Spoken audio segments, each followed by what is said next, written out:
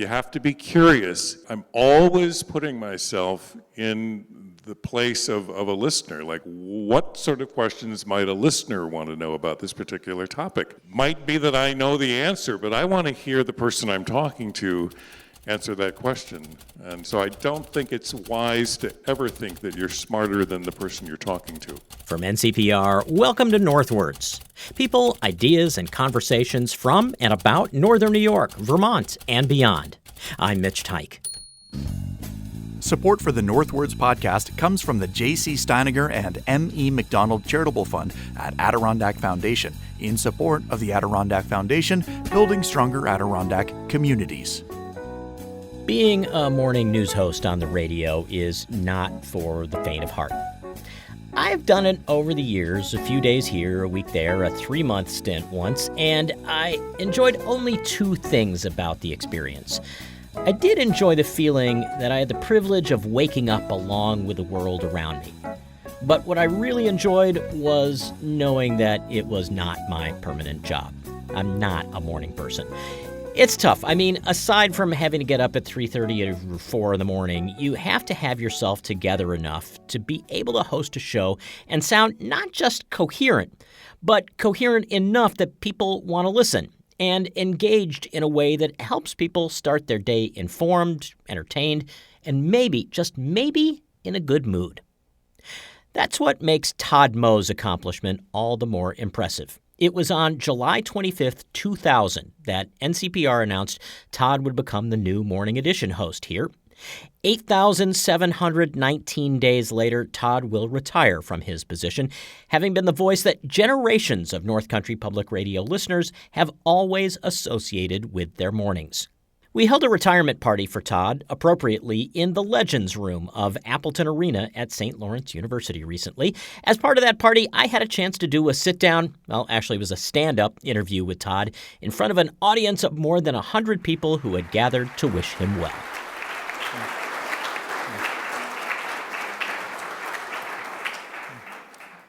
Todd Moe, welcome to the Legends Room, Mr. Legend. Glad to be here. Glad to be here. I think the question on everyone's mind, the first question on everyone's mind is, can we get you to change your mind? Now you're going to make me cry. And that's a lot for a stoic Midwesterner, but no. All right. Well, I guess if you were going to change your mind, the rest of these questions wouldn't make any sense. So let's go back to your earliest days, Mr. Stoic Midwesterner. Okay. Did your family listen much to the radio when you were a kid? You know, we did. We had a commercial radio station. It's still in Minneapolis, WCCO, which was kind of like a public radio station. It was the good neighbor of the North, and they had school closings, which we listened to as kids very closely on those snowy days, like a lot of kids here in the North Country do. Always waiting for my town to be mentioned, St. Francis, and if they went to St. Cloud and St. Peter, and then, on to Thompsonville, and it was like, oh, shoot, we're not, yeah. So, well, yeah, we listened. The radio was on top of the refrigerator in the kitchen.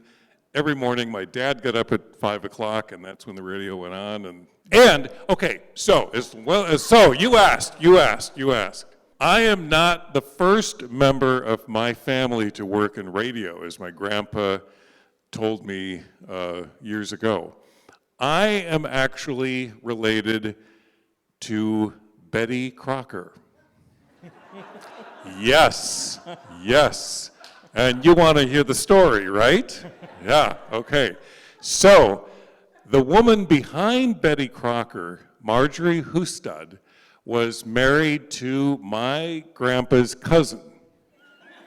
You following? Yeah, so related by marriage to the woman who was behind that facade of Betty Crocker. She worked for General Mills in Minneapolis, and she was sort of the early home economist, and she eventually became a radio host for like a cooking show on WCCO radio, which I mentioned earlier, and she was the person who, when somebody would write in to General Mills about how do I do this, how do I bake that, she was the person who answered those questions. And so and then eventually they created the character of Betty Crocker, and she was sort of the voice and the person behind Betty Crocker. So. And this is why you've interviewed Curtis Hem all those years. And that's why right, exactly. That's why I'm a cooking expert. Not really, but yeah. Even if you weren't the first member of your family technically to go into radio, tell us the story of how you did actually go into radio. I went to a college that has a public radio station, St. Olaf in Minnesota, and it has WCAL, which is now part of Minnesota Public Radio. But when I was a student 40 years ago, it was an independent public radio station, and they employed student announcers. And in my sophomore year, I panicked about what I was going to do once I left school, and I went to talk to my advisor, and she said, well, you have a really nice voice, why don't you consider maybe radio? So I went over and auditioned, and I got hired as a part-time student announcer in the afternoons on WCAL. And that was my first public radio experience. And at the time you were majoring in? What did it say there in the press release? Oh, no. You know, I got a double major in speech theater and Norwegian. Jeg snakker norsk. And didn't do much with the Norwegian major, although have been to Norway a number of times, and I have cousins there and so on. But speech communication, speech theater, and that was my, and so this is a really good question, because I think if you asked a lot of public radio news people and employees, most public radio people don't have a degree in, radio. Some do, and that's great, but there are a lot of liberal arts majors out there in public radio land, so myself included. And this is what actually launched your career. You went from there to Minnesota Public Radio? Right, went to Minnesota Public Radio and started out part-time, a production assistant, sort of like a paid intern in the newsroom. I paid my dues, and a job opening happened for a morning newscaster, and I applied and got it. How do you think those years in Minnesota, or they said Minnesota Public Radio, prepared you for what you've been doing for so long up here? Scraping my windshield in my car. And winter driving skills.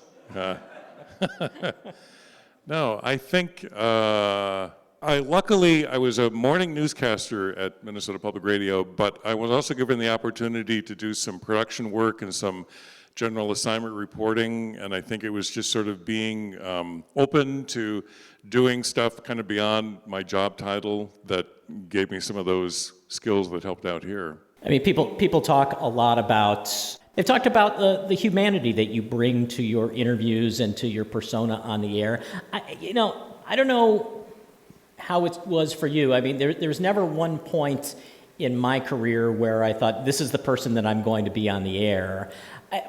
But like, it developed over time. But are there moments in your career that you started figuring out this is what it's all about? When you realize that you're not the smartest person in the room. I'm really serious about that. You have to be curious. You have to ask those questions that might seem sort of broad and general, but I'm always putting myself in the place of a listener. Like, what sort of questions might a listener want to know about this particular topic? It might be that I know the answer, but I want to hear the person I'm talking to answer that question. And I think you build from there. And so I don't think it's wise to ever think that you're smarter than the person you're talking to.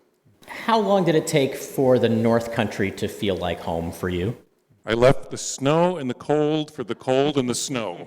So it didn't take long at all. And actually, okay, these questions you're asking, Mitch, are making me think of stories. So I want to share another story. In 1998, spring of 1998, my partner, Paul Siskin, was offered a tenure track job at SUNY Potsdam. I was at Minnesota Public Radio, and we made the decision that we'd been living together for 3 years or so. We made the decision that we were both going to come out to the North Country. So I followed Paul out here. We packed up our belongings and our dog in a couple of cars and made our way east to extreme upstate New York. And that was 98, and then Paul started teaching, and a month or so later, I started working at North Country Public Radio. That same summer, Garrison Keillor wrote a novel called Wobbegong Boy. And it's the story of a guy who grew up in Minnesota named Tollefson, who works for public radio, and he moves out to upstate New York from Minnesota, and he gets a job at a public radio station, and he falls in love with a university professor. So, you know, it's like life imitates art, art imitates life, and I forgot your question, but I thought it was a good story. So I'm here not just because Ellen and the folks at NCPR thought I was a good fit, but because I followed the university professor out to upstate New York. So that's also.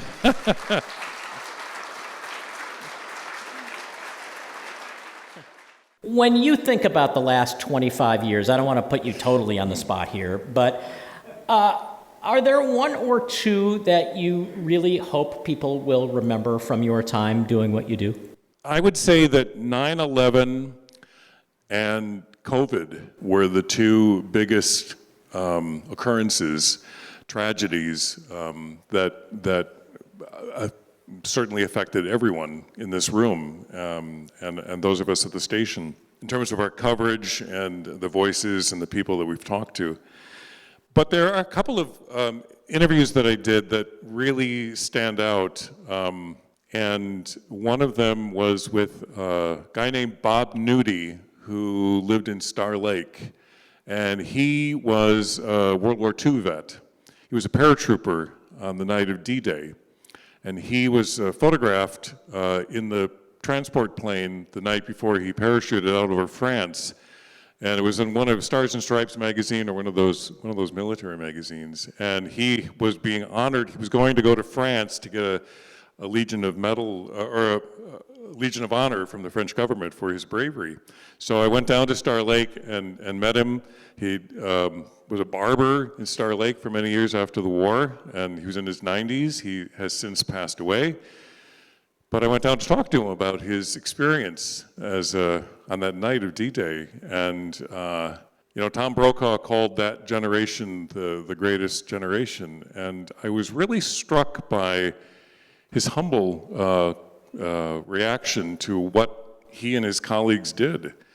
And I remember just asking him, you know, he was being honored by the French government for heroism, and I asked him, I said, you know, Bob, do you feel like a hero?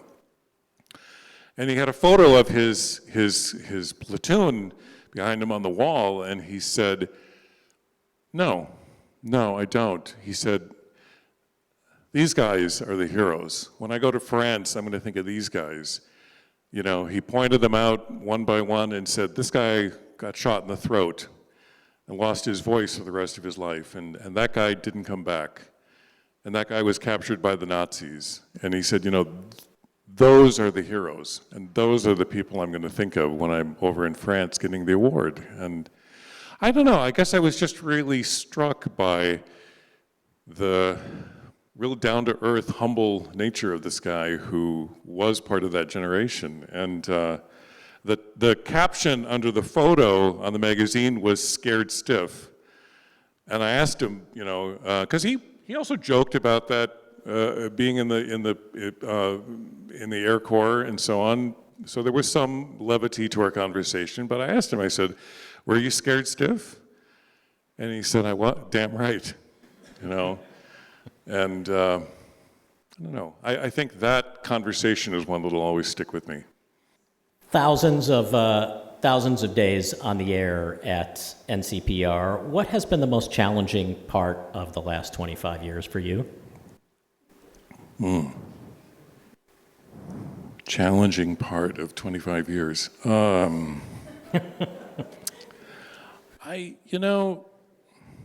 don't know that there's making it in on wintry days. You know, I can joke about that, but can I turn that question around a little bit and say, I want to really just thank everybody here tonight, because I know all of you. You know my voice at least, and may I say it's so nice to put a face with listeners. Thank you. Wow, this is what you look like. It's great. But what I really have appreciated over the years is listeners to North Country Public Radio are so proactive.